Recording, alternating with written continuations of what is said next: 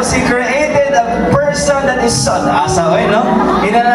Bro, you're handsome. Bro, you're handsome. At ang pagbakan ng Ginoo, kay grabe ka siya mo daw. Di mo mga ambungan at mga maalyag. Welcome to the place where you are loved. My name is Brother Steven. For those of you who don't know me, I am tasked to share with you God's Word for today. And you are in for a treat. Ask me why. Why? Because today we're starting a new series titled, Who Can Lead Us? A People in Search of a King. This is a Bible study on the books of Joshua, Judges, and Samuel. And talk one is, Remember what God has done. Can you tell the person beside you, can you remember what God has done for your life? Remember? What God has done for you in your life. Are you ready Yes. to remember? Yes. Put your hand over your chest. Let's pray together. Today, I receive all of God's love through me. Today, I open myself to the unbounded, limitless, overflowing abundance of God's universe. Today, I open myself to God's blessings, healing, and miracles. Today, I open myself to God's Word so I become more like Jesus every day. Today, I proclaim that I am God's beloved. I am God's servant. I am God's powerful champion. And because I am blessed, I am blessing the world in Jesus' name. Amen. Thy word is the lamp unto my feet and the light unto my path. Put your hand over your chest. Let's pray, Lord Jesus. Lord Jesus, Thank you for today. thank you for today.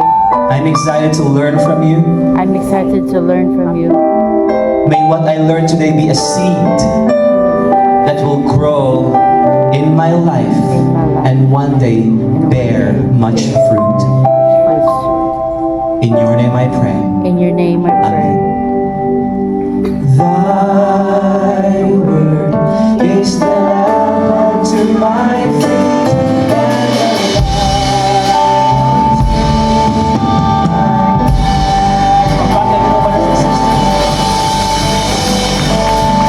As you sit, tell the person beside you, God will surprise you today. God will surprise you today. Warning! Warning. Are you ready? Yes. Warning! Whenever you read the Bible, you have to read the Bible not like a modern book. Because the Bible is not a modern book. In fact, the Bible, I'm gonna hold it there para makita niyo. This, kasi nakagulit na Bible. Kasi nakabasa ng Bible. Mayroon nakagunit. Nakakita. Nakasimpot. Naka-imagine. Ang Bible, palibro-libro lang yung siyag now, but this is actually a library. Library is here, meaning it contains a lot of books. And books na dili pare-pareha o saman? Dili pare-pareha o Story. stories, genre, or literary kind. Some of these are songs, poems, and then sa paman? Kanang mura siya, sana kanang mura, kanang sa creation story, mura ba siya kanang imagination lang, no, gigamit sa Ginoo ang imagination sa tao para makaminister sa mga tao. So, lain-lain man siya og style. Kung kanta, ino bang, iliteral ba ni mo ang kanta? So, may sikat na kanta karon? Marilan. Marilan. Di mo kimunan Marilan. Hanggang sa huli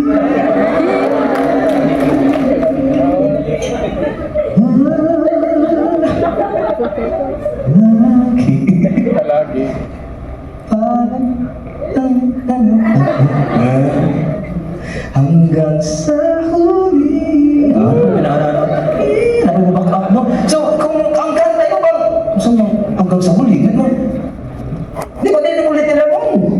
Are you following? Kay kanta man po kan. Naipod kong narrative. Naipod kong, are you following? So whenever you read the Bible, aside from not reading it as like a self-help book, like what you read ng mga gurus dire karon, you have to read it in context. Because if you read the Bible with the ancient eyeglasses, I know it's a long, long time ago, but again, if you just approach your reading of the Bible with that attitude na, hala, Israelita ni, dugay na kay ni. So you will now avoid judging what you read sa imong modern na mind, and you'll be blown away by the genius of these 3,000-year-old manuscripts.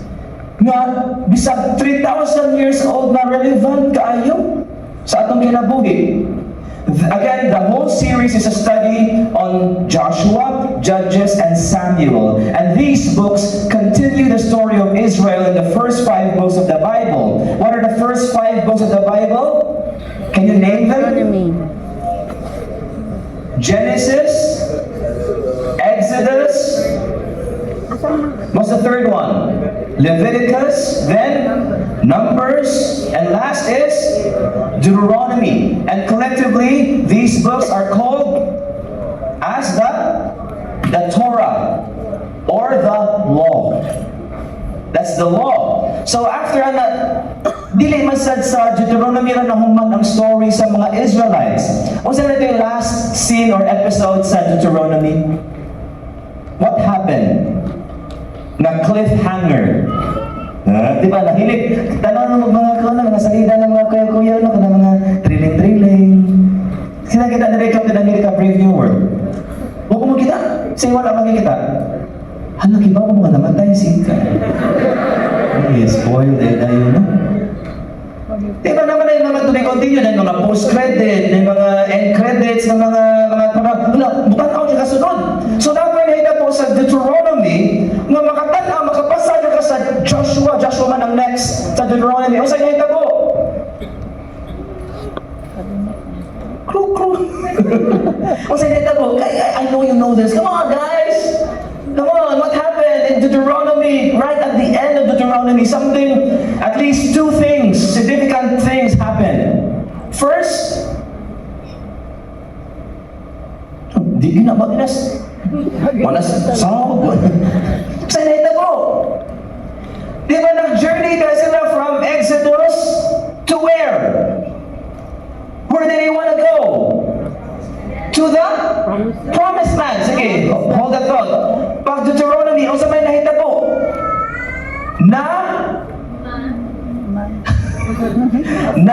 Mapagkarag.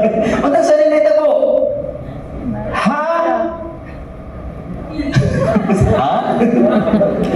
Lugay kayo, tulad pa naman dali rata.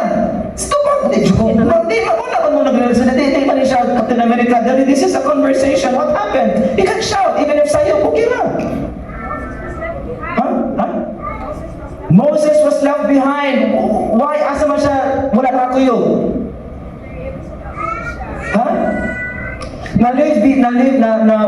Nabiyaan siya ka naman, asa man siya padong na. Yes! Sakto! Umabutay na sila na nasa danghaan sa himaya nito sa promised land. That's the first thing that happened. Muabot na yun na sila nalay hindrance sa may hindrance. What was the obstacle? Last na mo sa giant. That's a different story. That's a different story. Basta man. What's the hindrance? Because of the hunger. Hunger. Maminaw yun, ha? Deal? Maminaw yun. Ang ilang nababag sa ilang agianan. Ang Jordan River. The Jordan River. That's the first thing. Moabot na sila na Jordan River na di sila kalabang dayon. Are you following? What's the second thing that happened regarding Moses? What happened to Moses? na biyaan kay namatay. Namatay. No? Thank you, sis. Namatay si Moses. Which begs the question now, who can lead us? Hence our title of today's talk.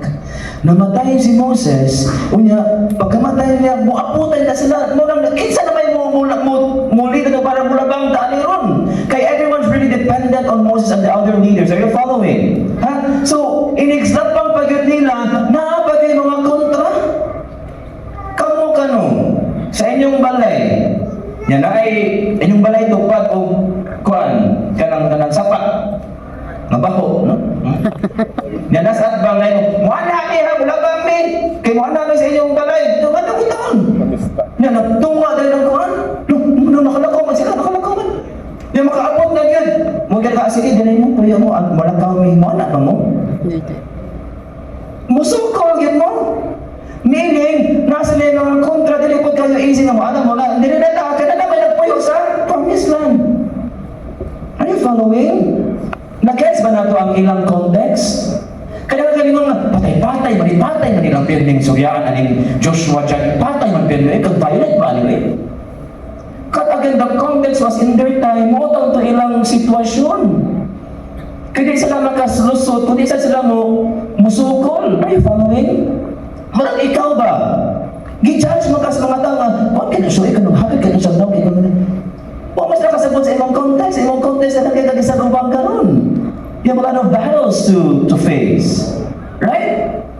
Ang nindot lang ani, before we move on, from Exodus, what happened? They were also going from Egypt to the promised land. Nana po sila ibabag. Kung sa'yo pinakala ko ng mga babag ato? Ang, aside, kung sa'yo naa sa desert. Need man sad sila mula bang? Nalimot na mo. Kung sa'y babag nilang dako kayo. No, am I speaking to the Ba't mo na ito na nag-isoryahan last time? Kung sa'y babag nila. Dagat! Di ba mula po sila? And what did God do? Because God was with them, He used Moses to split the Red Sea into two so that they can walk to or through dry land and makalabang sila across the sea. Now, the same thing happened. Another body of water, and you will know that God will also make the Jordan River dry up para makalabang na dayon ang mga Israelita. And sometimes, may yun tanong nga, Lord, di na ako, okay na ako atong, for example, sa may inyong struggle karon usually? Struggle. What is your struggle ka? Example, sige, inyong friend, struggle sa inyong friend. Kasi struggle sa inyong friend, di ba? I-shout out. Ha? Kwarta, no? Gikan mong Exodus, may kwarta. Gitabangan din mong Lord, no. Thank you kay Lord God. Di na dyan ko mag-struggle ang Lord God. Strong na ko. Di ba? Kitabangan mo ng Lord. Hindi ko man dayon. After pila ka buwan, nanapay problema. Nanapin ako, okay na ko. Nanapad na ganun problema, Lord God. Ano na yun? Katulad mga business dali. Sino yung business dali? Isang ka mo? Naikon mo. Sino yung mga business dali? Wala yun. So kamoy tigpalit sa business, na? Kamoy yung kliyente, si mga kliyente, no? Ang mga na-business, sila kitawag ng mga lean months. Na ay mga kusog, na apoy mga minaw. Dili-hinay, minaw yun. No? So, kanang mga tao, kanang sa business, naagla siya permi. Nagtuokag, okay na, di mo mingaw na po. Balik na po. Mingaw na po. Balik na po, thank you, mingaw na po. Inaana na siya. Life is like that. Magtuo ta nga, gibiyaan na ta ni Lord. Kumudit na po atong sitwasyon. But we see in the example of the Israelites from the start, Genesis, Exodus, Gikuyugan sila ni Lord up until Jordan. Gikuyugan na po sila para makalabang sila. And what happened to them when they reached the promised land, we will read and know about it in Joshua, Judges, and Samuel.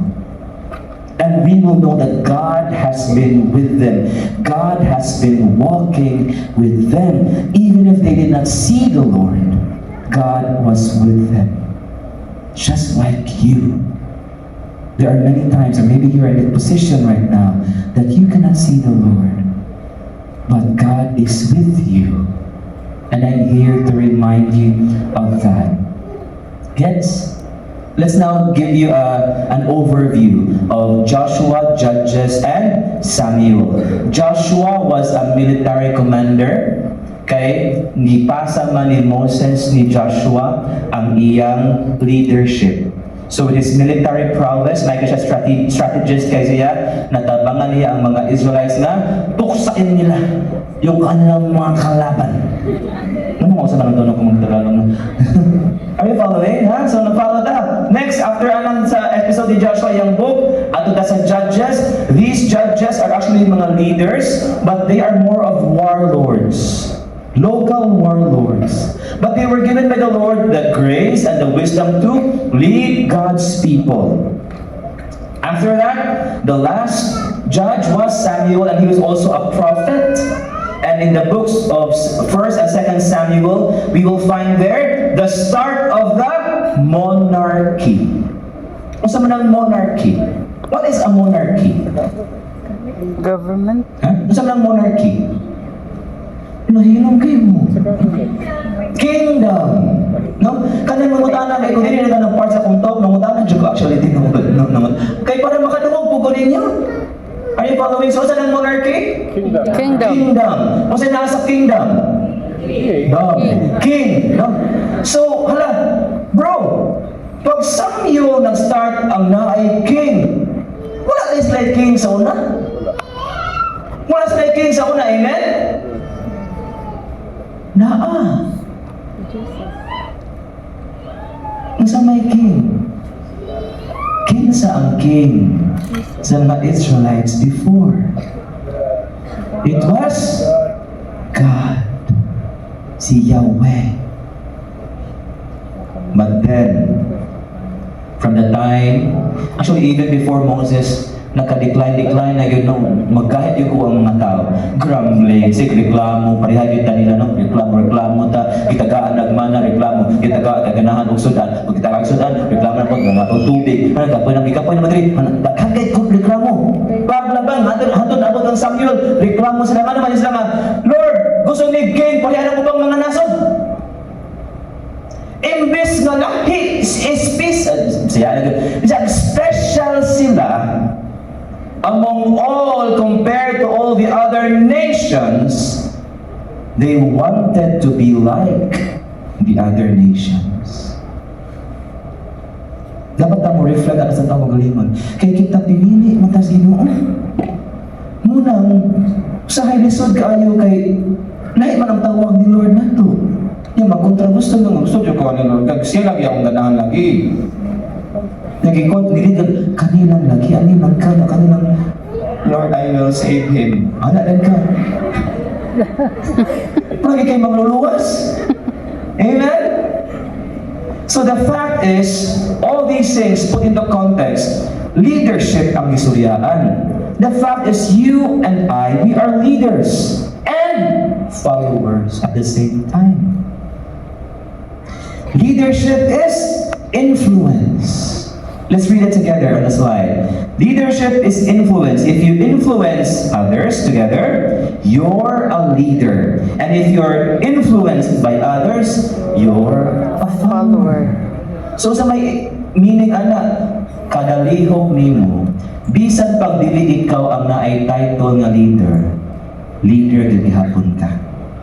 Mo nang ingon sila, when you go to heaven, at the gates of heaven, before ka musod, talikod. Kay makita kag mga tao nga nagsunod panon, nagsunod po nimo sa heaven. Amen? Nice no? Kay leader mga. In the same way, Kung mahagba ka adto ka ilawom, inig-welcome nila dito nimo, palikod pod. Kay naapoy nagpanon sunod nimo. We cannot do anything about it. You and I, bisan pang kung gusto ka, nilid gyapon ka imong naay nagbantay na nagtanaw sa imong binuhatan. Amen? That's how life is. We are being led by others more than we realize, and we lead others more than we can ever imagine. So be careful. Let's now go to the part of our talk about Joshua. No, Joshua. Again, the title is Remember What God Has Done. Here's the scripture, Joshua chapter 1, verses 1 to 2 and 5. Together, after the death of Moses, the servant of the Lord said to Joshua, son of Nun, Moses' aide, Moses, my servant, is dead. Now then, you and all these people, get ready to cross the Jordan River into the land I am about to give to them, to the Israelites. As I was with Moses, listen to this, read and listen to it with your heart. As I was with Moses, so I will be with you. I will never leave you nor forsake you. In the same way that Moses was walking with God and they crossed the Red Sea, God also was walking with the Israelites. Bisag unsa pa kagahi sa ilang mga alimpatakan, nakalabang yun gyapon sila sa Jordan River by the grace and help of God. Amen? So, Red Sea, Jordan River, similar of problem. Right? Again, natong ganina kita po, pari-parihan na itong mga problema, murag nagbalik-balik, quote-unquote. Pero wala ba na balik-balik? Did you know wala na balik-balik? Ask me why. Why? Ready na mo? Can you sit up straight? Nindang kayo ni. Wala na sa slide. Ayaw. You will hear it from me again. Are you listening? Yes. Ang problema may be the same but wearing a different set of clothes. Red Sea, Jordan River, babag. Pero, tabangan sila ni Lord. Same naman na, bro, matubig lang niya ba na? No. Kung saan may nakalahi sa sitwasyon, ask me what? What? Ang nakalahi, ang mga tao nga nilabang. Wala din na ako i-share sa session 1 para inyo na yun hopefully sa Monday po. Nga naman, because I believe na mura spiral going up ba? Ikaw ni, tanan, di ba? For example, the sin of pride, halit na? Pride o sa may lain na sin? Sin of pride o white parta? Ikaw na kaya kanina yung mga pride o white parta. Listen to this. Wala din sa slide, so please listen up. Mura nag-spiral going up, hopefully going up. Pride, nakas pinakaubos. You grow, and then, white parta. Problem, you grow na po, uy, pride na po. Problema na mas pride. Pero grow na po ka. Uy, problema na mas kwarta. Grow. Same rasiya, pero it's not actually the same. Nga naman, ikaw nagkausap-usap man ka. Negro man ka. Are you following? For as long as, ang key analysis of the brothers, for as long as you are honestly walking with the Lord, the problems may be similar, but your spirit is different. Are you following? Pari-pariharap na, pero ikaw man ang nagtuyok may nausap. Kaya wala mga nagtuyok na sa boss. Hopefully, dahil ka ba nagtuyok-ubos na po? Lagi, mag-tuyok na, nalipong na. Kung wala man, nagsaka man na. Amen? This is what my spiritual director taught me. Kaya sa'yo mag-frustrate ka, pariha naman po, Lord. Red Sea, sa wala ka, Jordan, pariha naman problema ka. Wala. Na ay lahi, ikaw ang lahi. Ikaw ang nausap. Amen? hala, parang ako, bless kay Taani, kay, wala din ako nasuri na sa first session. Huh? You won, another truth, you won because God was your partner, and if God is still your partner today, your victory is coming. Amen? In Joshua chapter 5, you read, as I was with Moses, chapter 5 or verse 5, as I was with Moses, so I will be with you. Muna i-promise ni Lord. Muna na sa atong gikanta sa ano sa ganina sa misa nga the Lord is my shepherd. Di na mo. Basta ka about God's promise ba? No? Nga iyang promise, pwede na itong tindugan, kaya di na makuyog iyang promise. Ang iyong mga amigo-amiga, may lang kayo mo promise. Tulpintay uga. Padong na lagi ko, padong pa na iligo, lasa lang lahat. Or mutong na lagi ko, giinjan ka. Pero si Lord, hindi siya mutunga, kung tunga, ginan siya. Promise siya na mutunga siya sa feast, tunga gina siya karon. Tupad na siya imurong. Amen? How can we remember man? Kaya nga say problema sa mga tao? Nga makita natin sa mga Israelita? Say problema sa mga tao na sa una pa? Ha? Kalimtanon kayo na. Di ba ka-experience mo na? Lipay mo, nag-birthday, nag-problema. Bago lang ka nagmaya kanina, yan, napakan na kaniyang hanging bati kayo, goon na ka. Sa una kayo, yes, God, for a very good year, Lord God, healthy kay ko. Imo yung ikuan. Gabay problema. Asa naman ka.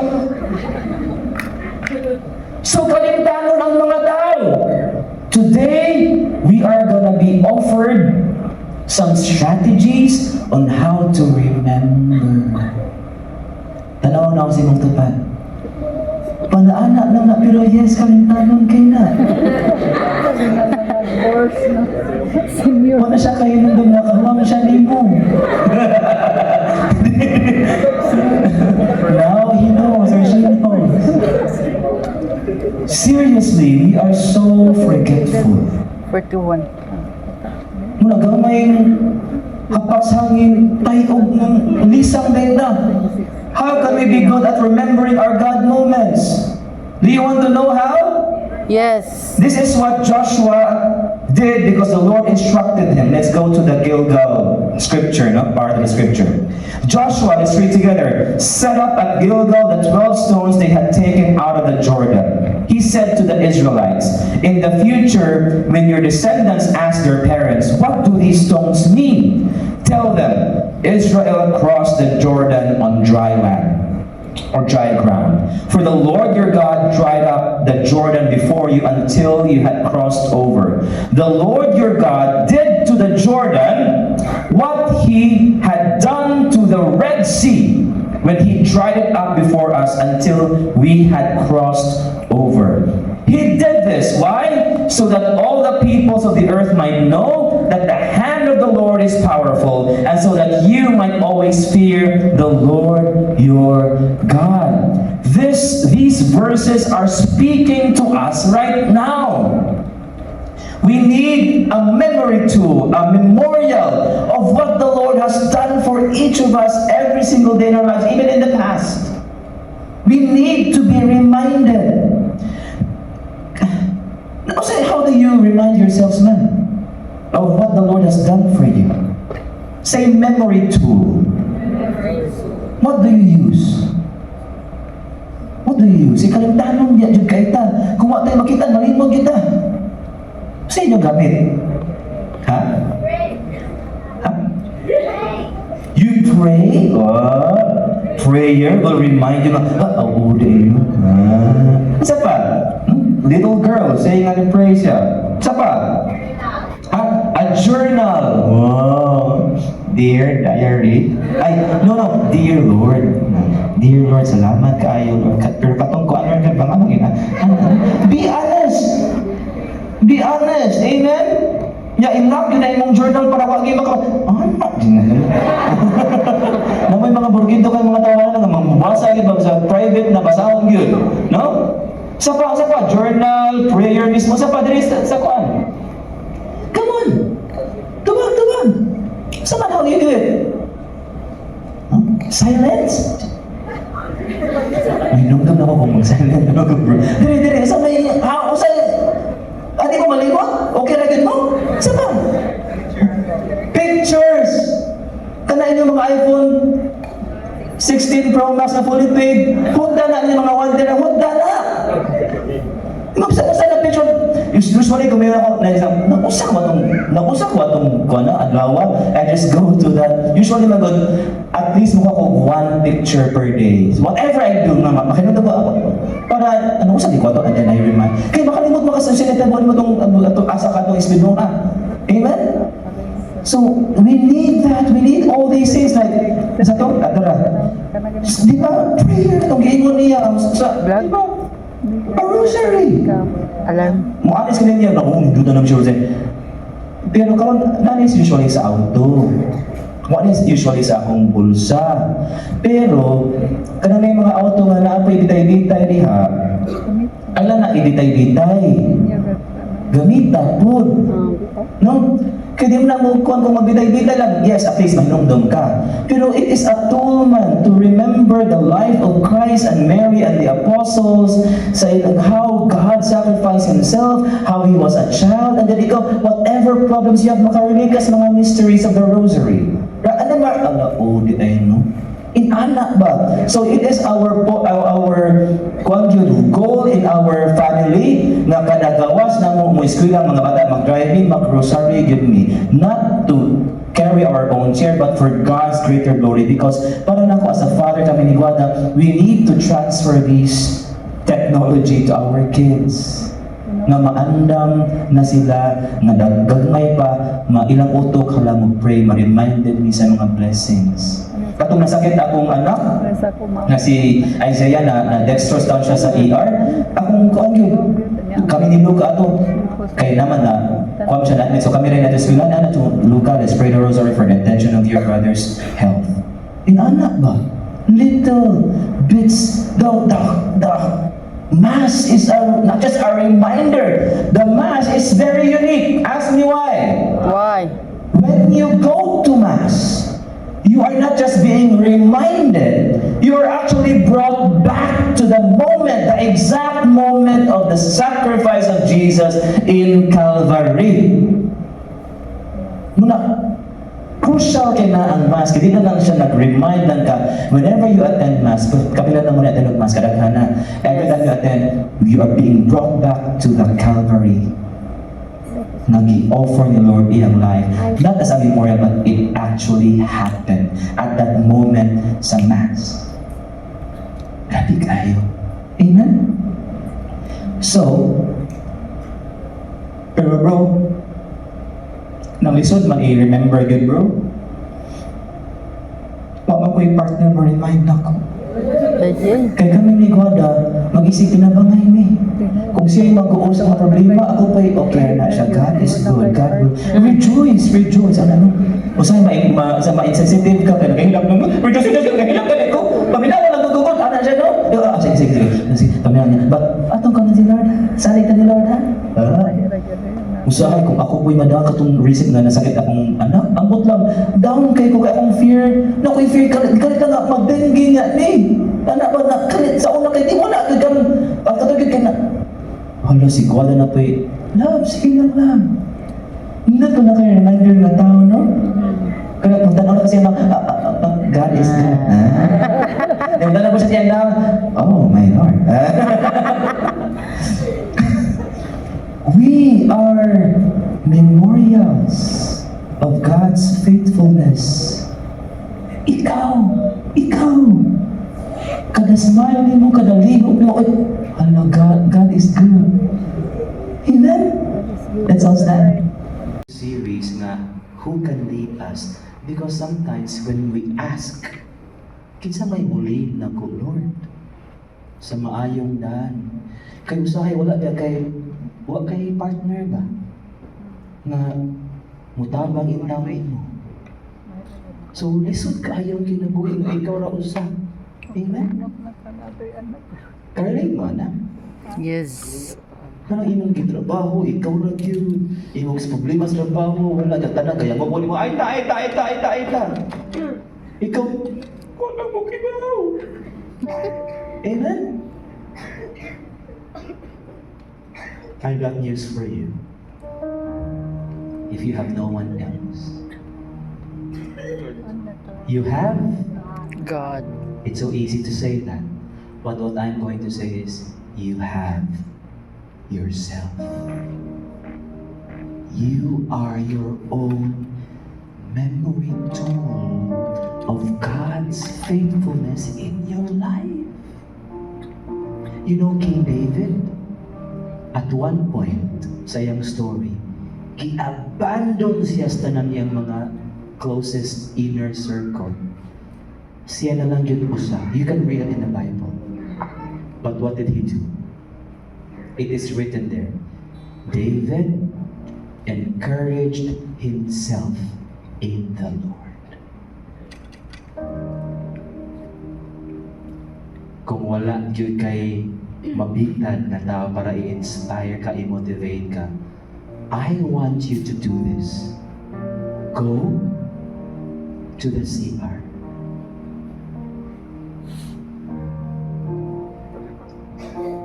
Na naay sa amin.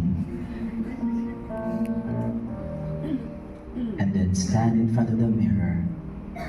All whatever features you have there. Tanan-tanawa. Look yourself in the eye in your reflection and say, grabe ka. Sa tanan mong giagian sa kinibuhi mo, tindog yapang ka. Thank you, ha? Kaya wag ka ni-give up. Tell yourself, I do that.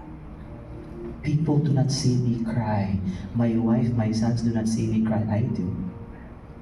But I just face it. Haggard ka lang. The haggardness is a testament of your efforts. Amen?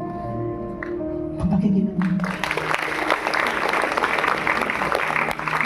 I tell you, murang ni siyang nagkuhan para ma-inspire mo, pero tinuray na, kung wala na dyan gani ko'y matawag, wala ko'y magtawag, masurya na ako, I go to the mirror. Ayaw lang po mong ato sa mirror sa tanang mga CRs. Ayaw lang. Kaya basta yung mato ka, I need something. Yan ay mga nag-CR po niya. Mana ka dito. Yan ay mga nang hugas niya talaga. Grabe ka, no? Ano? Medyo.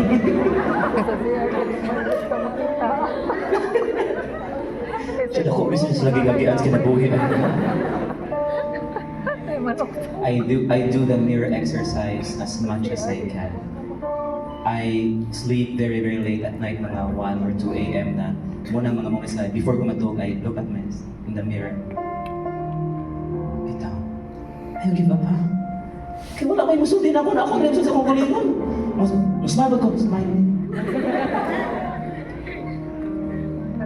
And why do I do that, and why are we able to do that? Ask me why. So ito na yung tubag kanina. Because it's God who's the source of that strength. Yung kanina, His arm is powerful and mighty. Amen? Amen. What are your Jordans right now? I want you to lift them all up and allow the Lord to show His faithfulness to you. Put your hand over your chest. As we sing this song, I just want you to address Jesus, our source of strength. Siya ang rason nga nang wala ni give up. So, I want you to sing this song to Him, and if you wanna use your emotion, then do it. You are safe here. We pray, Lord Jesus, salamat kaayo. You have never left me all these years. Thank you for the reminder. In your name I pray.